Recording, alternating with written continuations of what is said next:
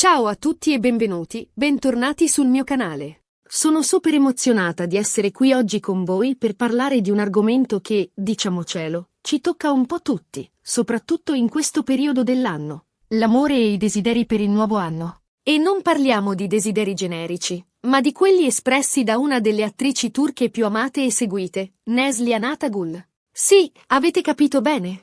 Oggi analizzeremo insieme cosa ha rivelato Neslihan riguardo ai suoi desideri sentimentali per l'anno che verrà. Che cosa spera per il suo rapporto con Kadir Dulu? Quali sono le sue aspettative per l'amore in generale? Insomma, cercheremo di capire meglio il suo punto di vista e magari prenderne ispirazione per i nostri stessi desideri. Prima di iniziare però, un piccolo reminder. Se siete nuovi qui sul canale, vi invito calorosamente a iscrivervi cliccando sul pulsante qui sotto. Attivate anche la campanella delle notifiche per non perdervi nessuno dei miei prossimi video. Pubblico regolarmente contenuti sul mondo delle serie turche, gossip sui vostri attori preferiti, consigli di bellezza e tanto altro. Quindi, se siete appassionati come me di questo universo, questo è il posto giusto per voi. Bene, bando alle ciance e immergiamoci subito nel cuore del nostro argomento. Come sapete, Neslihan Atagul è un'attrice di grande talento, conosciuta e apprezzata in tutto il mondo,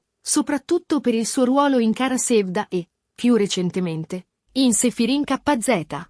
Ma al di là del suo successo professionale, Neslihan è anche una persona molto riservata, che raramente si espone sulla sua vita privata. Per questo motivo, ogni sua dichiarazione, soprattutto quando riguarda l'amore e il suo matrimonio con Kadir Dulu, fa subito il giro del web e suscita grande interesse. Recentemente, in un'intervista rilasciata a un magazine turco, Neslihan si è lasciata sfuggire alcuni desideri e speranze per il nuovo anno, concentrandosi soprattutto sulla sfera sentimentale. E quello che ha detto è stato davvero illuminante. Ha parlato dell'importanza di coltivare l'amore ogni giorno, di non darlo mai per scontato, e di continuare a nutrire la passione e la complicità all'interno della coppia.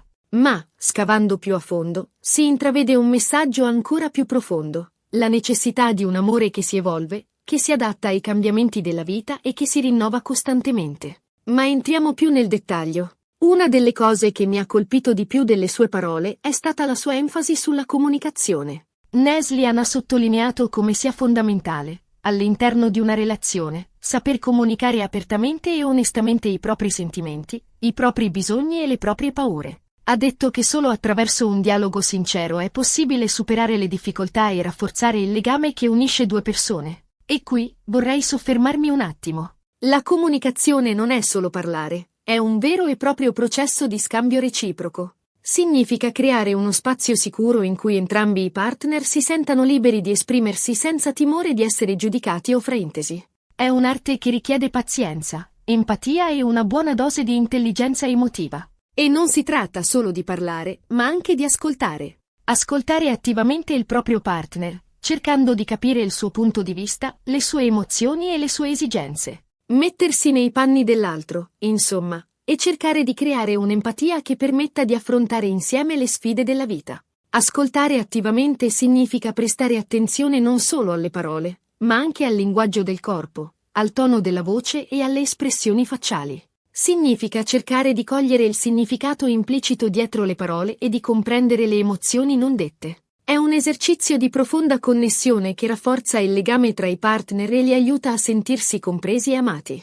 Un altro aspetto importante che Neslihan ha menzionato è la necessità di dedicare tempo e attenzione alla relazione. Nella vita frenetica di oggi, è facile farsi prendere dalla routine e trascurare l'importanza di coltivare il rapporto di coppia.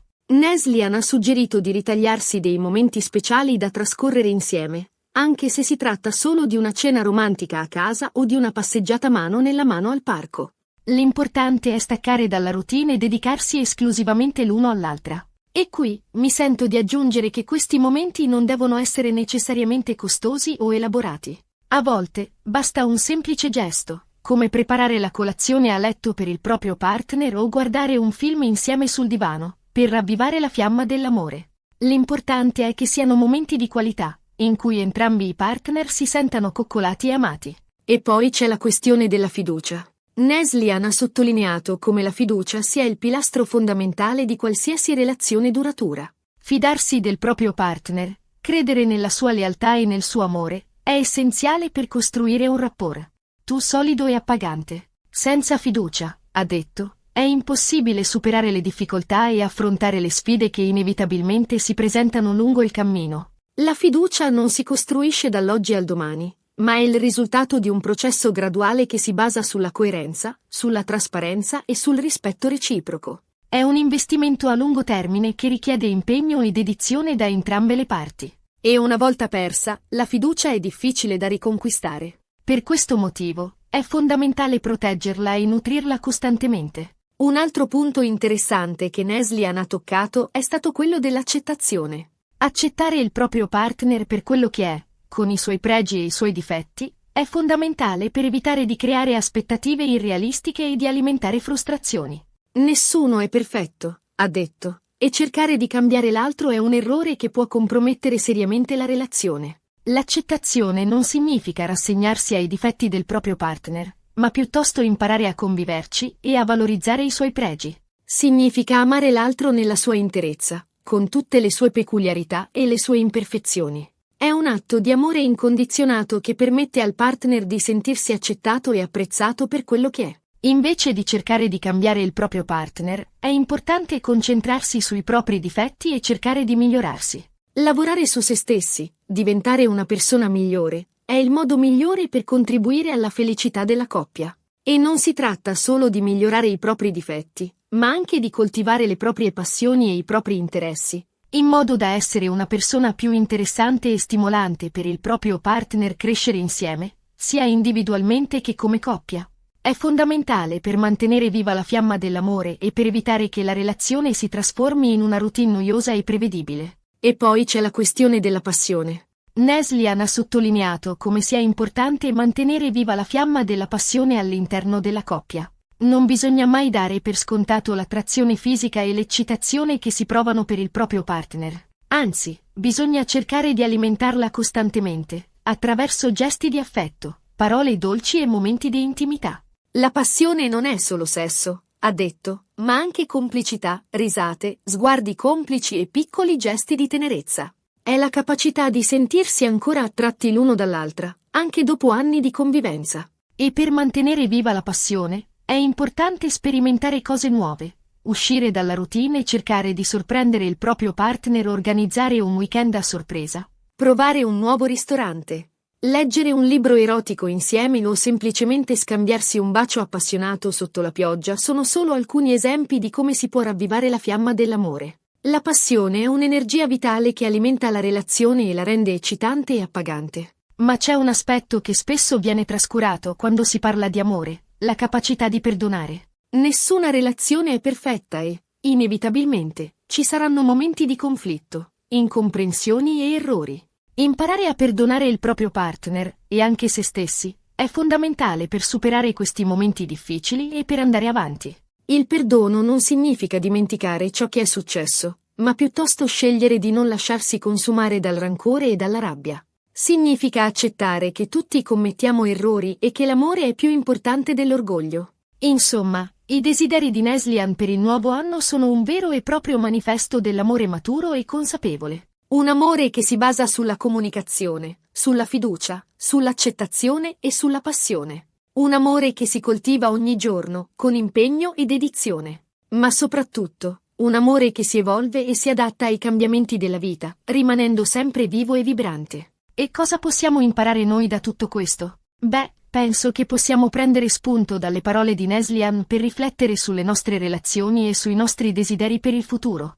Possiamo chiederci se stiamo dedicando abbastanza tempo e attenzione al nostro partner, se stiamo comunicando apertamente e onestamente i nostri sentimenti, se ci stiamo fidando abbastanza del nostro partner, se stiamo accettando il nostro partner per quello che è, e se stiamo alimentando la fiamma della passione all'interno della coppia. Possiamo chiederci se siamo disposti a perdonare e a essere perdonati. Magari potremmo anche fare una lista dei nostri desideri per il nuovo anno, concentrandoci sulla sfera sentimentale. Che cosa vogliamo per la nostra relazione? Come possiamo migliorarla? Che cosa possiamo fare per rendere felice il nostro partner? Quali sono le nostre paure e come possiamo affrontarle insieme? Pensiamoci su, ragazzi. Il nuovo anno è alle porte e abbiamo l'opportunità di ricominciare da capo, di lasciarci alle spalle gli errori del passato e di costruire un futuro più felice e appagante. E l'amore, lo sappiamo, è un ingrediente fondamentale per la felicità. Ma non è un amore che cade dal cielo.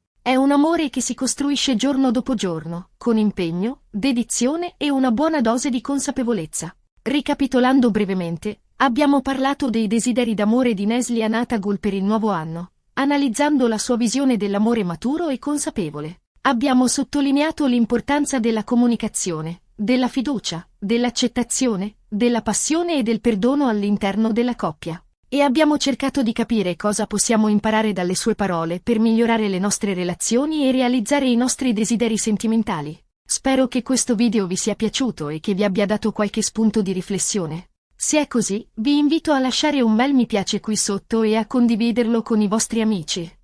E non dimenticate di iscrivervi al mio canale se non lo avete ancora fatto. Adesso tocca a voi. Lasciate un commento qui sotto e ditemi quali sono i vostri desideri d'amore per il nuovo anno. Che cosa sperate per la vostra relazione? Quali sono i vostri obiettivi sentimentali? Sono curiosa di sapere cosa ne pensate. E se avete qualche consiglio da condividere con gli altri, non esitate a farlo. Grazie mille per aver guardato questo video. Spero di rivedervi presto sul mio canale. Un abbraccio virtuale a tutti e che l'amore sia con voi. Non dimenticate di mettere mi piace, condividere e iscrivervi al canale. A presto! Un'ultima cosa, ricordatevi che l'amore è un viaggio, non una destinazione. Ci saranno alti e bassi, momenti di gioia e momenti di difficoltà. Ma l'importante è affrontare questo viaggio insieme, mano nella mano, con fiducia, rispetto e una buona dose di amore. E se qualcosa va storto, non abbiate paura di chiedere aiuto. Ci sono tanti professionisti, come psicologi e counselor, che possono aiutarvi a superare le difficoltà e a rafforzare la vostra relazione. Non vergognatevi di chiedere aiuto, è un segno di forza, non di debolezza. Ricordatevi sempre che l'amore è un dono prezioso, prendetevi cura di lui e non datelo mai per scontato. A presto!